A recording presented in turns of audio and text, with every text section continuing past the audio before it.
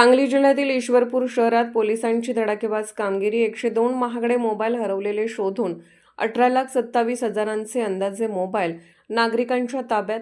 सांगली जिल्हा प्रतिनिधी हरुण नालबंद, श्री माननीय पोलीस अधीक्षक संदीप घुगे, श्रीमती कल्पना बारवकर, माननीय उपविभाग पोलीस अधिकारी अरुण पाटील, माननीय पोलीस निरीक्षक सोमनाथ वाघ, उपनिरीक्षक माननीय श्रीकांत वासुदेव यांच्याकडून मिळालेली माहिती।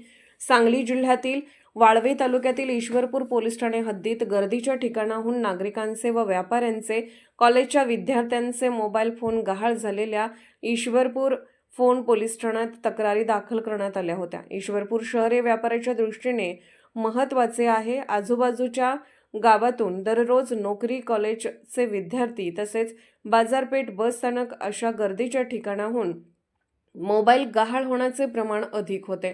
पोलीस निरीक्षक श्री सोमनाथ वाघ व त्यांचे गुन्हे प्रकटीकरण पथकाने गहाळ झालेले मोबाईल बाबत तांत्रिक माहिती प्राप्त करून महाराष्ट्र जिल्ह्यातील बाहेरच्या राज्यातील विविध जिल्ह्यातील एकूण 102 मोबाईल तब्बल 18,27,000 अंदाजे किंमत शोध घेऊन त्यांचे मूळ मालकांना परत करण्यात आले।